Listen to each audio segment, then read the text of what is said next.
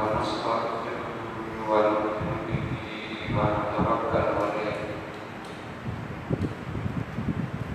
ونعوذ بالله من شرور أنفسنا ومن سيئات أعمالنا من يهده الله فلا مضل له ومن يضلل فلا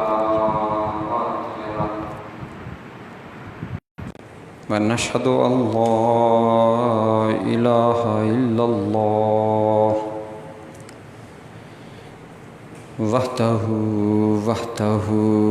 وحده لا شريك له ونشهد أن سيدنا ومولانا وملجانا ومأوانا محمدا عبده ورسوله والصلاة والسلام على من كان نبيا وآدم بين الماء والطين وعلى آله وأصحابه وذرياته وأهل بيته وأحبابه وبناته وأولياء أمته أجمعين أما بعد فأعوذ بالله من الشيطان الرجيم بسم الله الرحمن الرحيم واعتصموا بحبل الله جميعا ولا تفرقوا واذكروا نعمة الله عليكم إذ كنتم أعداء فألف بين قلوبكم فأصبحتم بنعمته إخوانا آمنت بالله صدق الله مولانا العظيم وبلغنا رسوله النبي الكريم الأمين المكين الرؤوف الرحيم ونحن على ذلك لمن الشاهدين والشاكرين والحمد لله رب العالمين إن الله وملائكته يصلون على النبي يا أيها الذين آمنوا صلوا عليه وسلموا تسلیما۔ تمام احباب مل کر درود پاک پڑھیں۔ الصلاۃ والسلام علیک یا سید یا رسول اللہ وعلی آلک واصحابک یا حبیب اللہ۔ الصلاۃ والسلام علیک یا نبی اللہ وعلی آلک واصحابک یا حبیب اللہ۔ یا رب صلی وسلم دائما ابدا علی حبیبک خیر الخلق کلہم هو الحبیب الذی ترجى شفاعته لكل حول من الاحوال مقتحم۔ یا رب بالمصطفیٰ بلغ مقاصدنا واغفر لنا ما مضى یا واسع الکرم۔ یا رب صلی وسلم دائما ابدا علی حبیبک خیر الخلق کلہم۔ اللہ رب العزت کی حمد و ثنا اور اللہ کے پیارے محبوب حضور نبی اکرم نور مجسم رحمت دو عالم شفیع معظم احمد مجتبیٰ محمد مصطفیٰ صلی اللہ علیہ وآلہ وسلم پر درود و سلام کا نذرانہ عرض کرنے کے بعد، محترم سامعین و حاضرین، آپ کے سامنے قرآن مجید فرقان حمید کی ایک آیت مبارکہ کا کچھ حصہ تلاوت کرنے کی سعادت ملی۔ اللہ رب العزت سے دعا ہے کہ وہ خالق و مالک ہم سب کو صحیح معنوں میں اپنے پاک کلام کو پڑھنے کی، سمجھنے کی اور صحیح سمجھ کر اس پر عمل کرنے کی توفیق عطا فرمائے۔ رب ذوالجلال نے ارشاد فرمایا کہ وَاعْتَصِمُوا بِحَبْلِ اللَّهِ جَمِيعًا وَلَا تَفَرَّقُوا، اور اللہ کی رسی مضبوط تھام لو سب مل کر، وَلَا تَفَرَّقُوا، اور آپس میں پھٹ نہ جانا، یعنی فرقوں میں نہ بٹ جانا۔ وَاذْكُرُوا نِعْمَتَ اللَّهِ عَلَيْكُمْ، اور اللہ کا احسان اپنے اوپر یاد کرو۔ اذ کنتم اعداء فألف بین قلوبکم، کہ جب تم ایک دوسرے کے دشمن تھے تو اس نے تمہارے دلوں میں الفت ڈال دی۔ فأصبحتم بنعمتہ اخوانا، اور اس کے فضل سے تم آپس میں بھائی بن گئے۔ آج کا دن یوم آزادی کا دن، انڈیپینڈنس ڈے، پاکستان کے معرض وجود میں آنے کا دن، بر صغیر کے مسلمانوں کے لیے الگ وطن کی تشکیل کا دن۔ یہ دن ہمیں بہت سارے عہد وفا کی، بہت سے عہد تازہ کرنے کی، ان کو زندہ کرنے کی اور رکھنے کی یاد دلاتا ہے۔ اور اسی مناسبت سے آج کی جو ہماری گفتگو ہے وہ اس بارے میں ہے کہ یہ کتنی بڑی اللہ رب العزت کی نعمت ہے جو آزادی کی صورت میں ہمیں حاصل ہوئی، لیکن وہ آزادی کس چیز سے حاصل کرنا مقصد تھا؟ کیا ہم اس آزادی کا مفہوم سمجھ پائے ہیں یا نہیں؟ اگر نہیں سمجھے تو کیا سمجھے ہیں؟ کون سی آزادی ہم نے حاصل کی اور کہاں پر ہم نے آزادی کے مفہوم کو سمجھنے میں غلطی کی، اور اس کی کیا اصلاح کی تجاویز ہیں، یا کیا انداز اختیار کیا جائے کہ ہم اپنے وطن عزیز کو اس مقام کے اوپر دیکھ سکیں کہ جس کا خواب علامہ ڈاکٹر محمد اقبال نے اور قائد اعظم محمد علی جناح نے، علماء و مشائخ اہل سنت نے، مسلمانان بر صغیر نے دیکھا تھا، اور جس کے لیے اتنی بے پناہ قربانیاں دی گئی تھیں؟ کیا ہم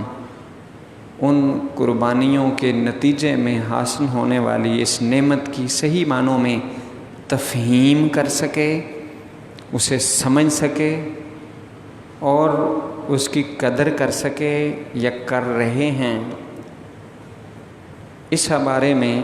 آج کا دن ہمیں یہ یاد دلا رہا ہے کہ کیا پاکستان ہم نے انگریز کی بجائے، ہندوؤں کی بجائے اپنے مسلمان بھائیوں کے ساتھ لڑنے جھگڑنے کے لیے لیا تھا؟ کیا پاکستان کی جو تشکیل ہے اس کا مقصد فرقہ بندی کو پروان چڑھانا تھا؟ کیا اس کا مقصد ایک دوسرے کے گلے کاٹنا تھا؟ کیا پاکستان بنانے کا جو مشن تھا وہ کرپشن کرنا تھا؟ کیا پاکستان اس لیے بنایا گیا تھا کہ ہم یہاں آزادی کے ساتھ جو چاہیں اپنی من مرضی کرتے رہیں، کوئی پوچھنے والا نہ ہو؟ کیا یہ آزادی قانون سے آزادی تھی؟ کیا یہ اصول و ضوابط پر عمل نہ کرنے کی آزادی تھی؟ کیا یہ آزادی اس لیے تھی کہ ہم کسی قانون کے پابند نہیں ہوں گے، ہمیں کوئی پوچھنے والا نہیں ہوگا؟ کیا یہ جھوٹ بولنے کی آزادی تھی یا دھوکہ دینے کے لیے آزادی تھی کہ ہم سچ نہیں بولیں گے اور دیانتداری سے کام نہیں لیں گے؟ یہ کیا دھوکہ دینے کے لیے آزادی حاصل کی گئی تھی؟ کیا یہ ایک دوسرے کو غیر مسلم قرار دینے کے لیے آزادی حاصل کی گئی تھی؟ اور کیا یہ دوسروں کا گلا گھونٹنے اور دوسروں کے مال و دولت پر، جائیداد پر، پلاٹوں پر، زمینوں پر قبضہ کرنے کے لیے آزادی حاصل کی گئی تھی؟ یہ وہ چیزیں ہیں کہ جسے سمجھنے کی ضرورت ہے اور اصلاح کی ضرورت ہے کہ ہمیں آزادی کا جو مفہوم ہے وہ سمجھا جائے کہ کس چیز سے آزادی تھی۔ اگر ہم ان حالات کی طرف جاتے ہیں، اس دور میں جاتے ہیں، تو ہمیں معلوم ہوتا ہے کہ جو بے پناہ مسلمانوں نے قربانیاں دی تھیں، اپنی جانیں قربان کی تھیں، اپنے سامنے اپنے بچوں کو شہید ہوتے ہوئے دیکھا تھا، اور رپورٹس گواہ ہیں اس بات کی کہ ہماری بہنوں، بیٹیوں، ماؤں کی عصمتیں، عزتیں لٹتی ہوئی جنہوں نے دیکھی تھیں، کیا انہوں نے یہ ساری قربانیاں اس مقصد کے لیے دی تھیں کہ وہ ایسا خطہ زمین حاصل کرنا چاہتے ہیں کہ جہاں پر وہ کھل کر اپنے آرزو، اپنی دلی وہ تمنائیں اور ہوس اور لالچ کو پورا کر سکیں؟ یا اس کا مقصد کچھ اور تھا کہ ہم ایسا خطہ زمین حاصل کرنا چاہتے تھے کہ جہاں پر اسلام کی تعلیمات کے اوپر عمل کر کے دکھایا جا سکے، اسلام کے ان اصولوں کو، ان ضابطوں کو پریکٹیکل شیپ دی جا سکے؟ یہ خطہ زمین کہ جو بے شمار مال و دولت کے ساتھ، قدرتی وسائل کے ساتھ بھرپور یہ خطہ ہے، کیا اس کے وسائل کو غلط راستوں کے اوپر، غلط کاموں کے اوپر اور ایسے کاموں میں صرف کرنے کے لیے ہم نے آزادی حاصل کی تھی کہ جو نہ صرف اسلام مخالف ہوں بلکہ اپنے وطن عزیز کی بنیادوں اور اساسوں کے بھی خلاف ہو؟ لہٰذا یہ سوچنے کی ضرورت ہے کہ پاکستان کو جب بنایا گیا تھا تو اس وقت جو نعرہ بلند کیا گیا تھا اور جو کہا گیا تھا کہ پاکستان کا مطلب کیا، لا الہ الا اللہ محمد رسول اللہ، کیا وہ نعرہ عملی شکل اختیار کر سکا یا نہیں کر سکا؟ بن کے رہے گا پاکستان، لے کے رہیں گے پاکستان کا جو عزم تھا، وہ اس کے پیچھے لاجک کیا تھی کہ مسلمان الگ تشخص رکھتے ہیں، مسلمانوں کا مذہب، دین الگ ہے، ہندوؤں کی رسم و رواج، مذہب اور دین ان کا الگ ہے، ان کی روایات مختلف ہیں، ہماری روایات مختلف ہیں، ان کے ہیروز اور ہیں اور مسلمانوں کے ہیروز وہ اور ہیں۔ ہماری تمدن، ہماری تہذیب وہ تہذیب ہے کہ جس کا تعلق مدینہ کی ریاست کے ساتھ منسلک ہے، اس کے ساتھ جڑا ہوا ہے، اور گنبد خضرا سے رہنمائی حاصل ہوتی ہے۔ اللہ کے دین متین اسلام نے جو رہنمائی دی ہے اس کے ساتھ اس کا تعلق ہے، جبکہ ہندوؤں کا جو تعلق تھا وہ اپنے دین، اپنی روایات، اپنی سوچ، اپنی فکر پر تھا۔ لہٰذا اس دلیل کے پیش نظر کہ ہمارا ان کے ساتھ قائد اعظم نے واضح لفظوں میں یہ کہا تھا کہ پاکستان کی بنیاد تو اسی دن پڑ گئی تھی جس روز ہندوستان کے اندر پہلا شخص جو ہے وہ مسلمان ہو گیا تھا. ایک شخص، پہلا شخص جو مسلمان ہو گیا تھا، اسی وقت پاکستان کی بنیاد، اسلامی ریاست کی بنیاد جو ہے وہ قائم ہو گئی تھی. لہذا اس کے بعد مسلسل جدوجہد اور کوشش کے بعد، بے شمار بے بہا قربانیوں کے بعد جو ہم نے پاکستان بنایا تھا، تو وہ اس لیے تھا کہ وَاعْتَصِمُوا بِحَبْلِ اللَّهِ جَمِيعًا وَلَا تَفَرَّقُوا، کہ تم سب اللہ کی رسی کو مضبوطی سے تھام لو اور فرقوں میں تقسیم نہ ہو. لیکن بدقسمتی سے ہمارا معاشرہ مختلف گروہوں کے اندر، وہ لسانی ہوں یا علاقائی ہوں، کوئی زبان کی بنیاد کے اوپر، کہ مختلف زبانیں بولنے والے لوگ مختلف گروہوں کے اندر تقسیم ہو گئے. کچھ مہاجر اور یہاں کے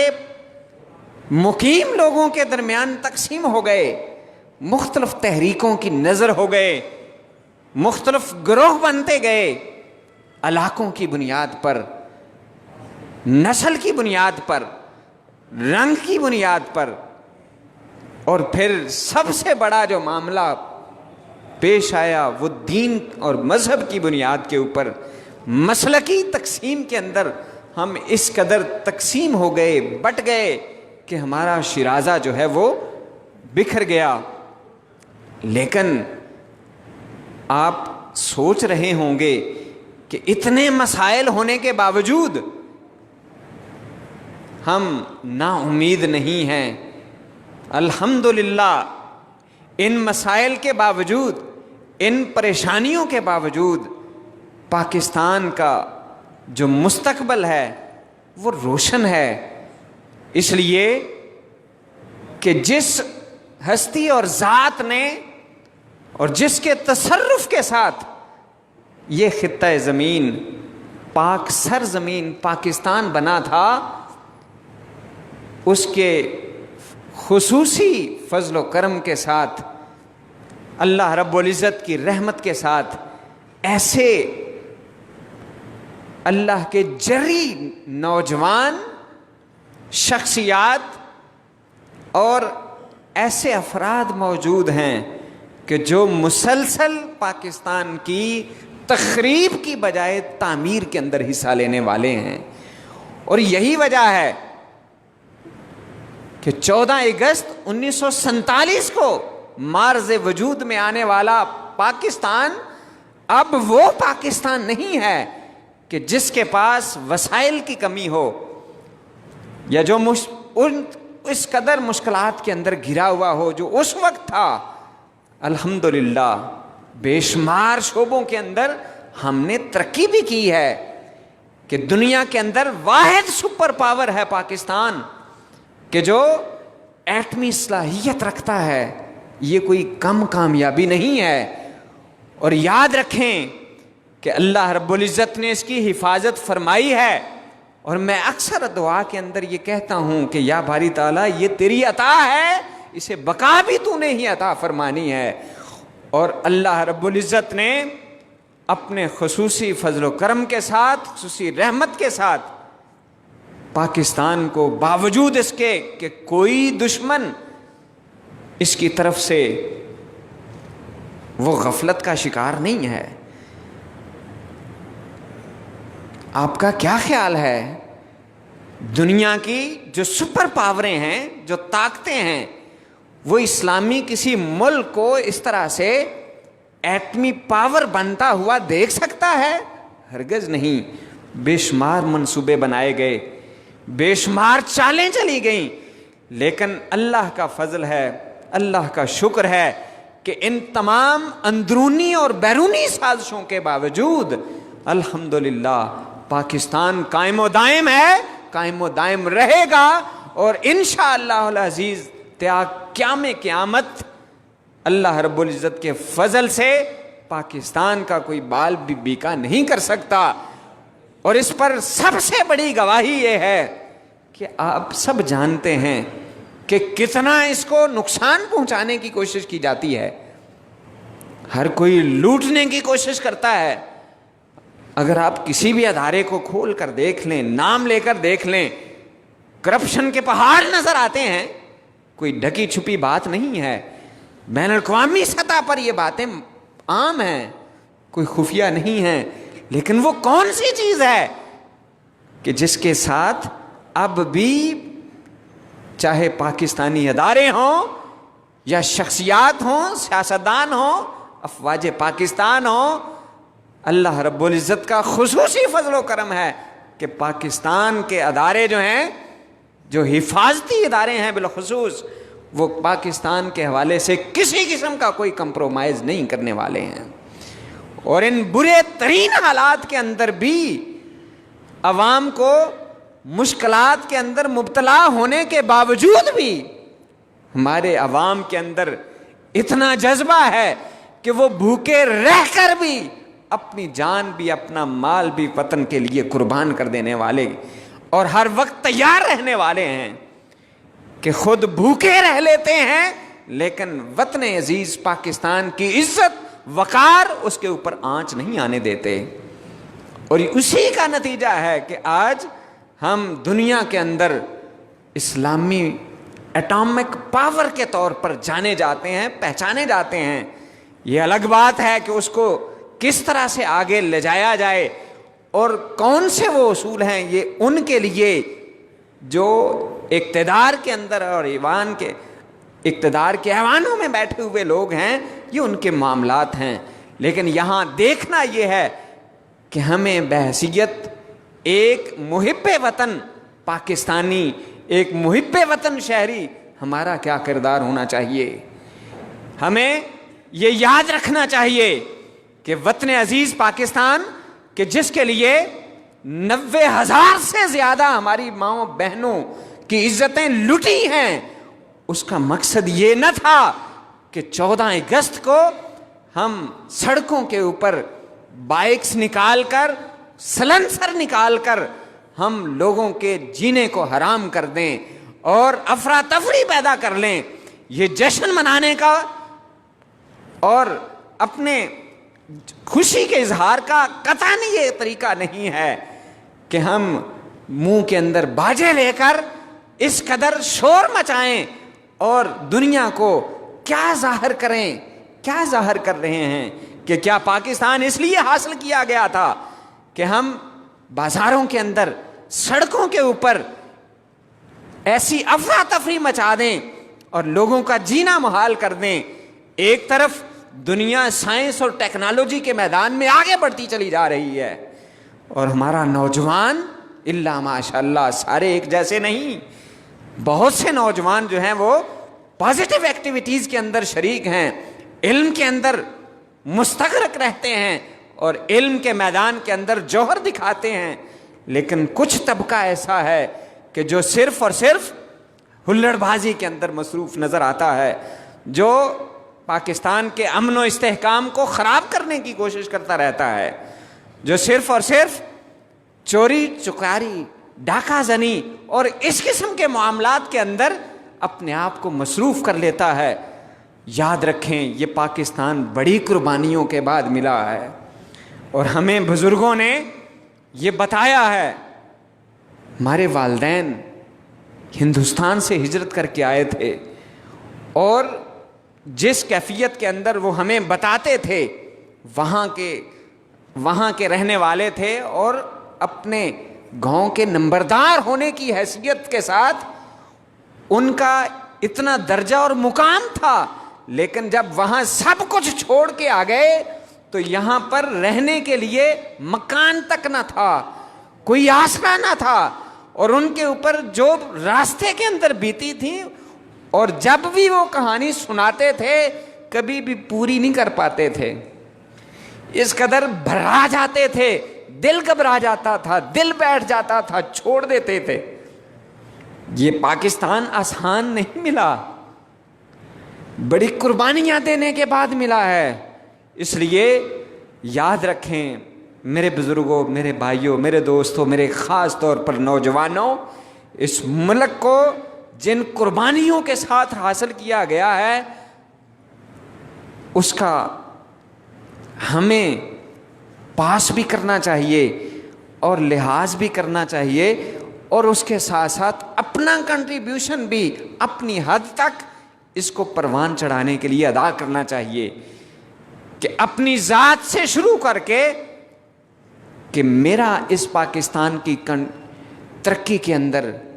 اس کی بہتری کے اندر کیا کردار ہے، میں نے انفرادی طور پر اس کے لیے کیا کیا ہے، اپنے فرائض کو بھی صحیح طرح بندہ ادا کر لے تو تب بھی اس کا ملک اور قوم کی ترقی کے لیے کنٹریبیوشن شامل ہو جاتا ہے۔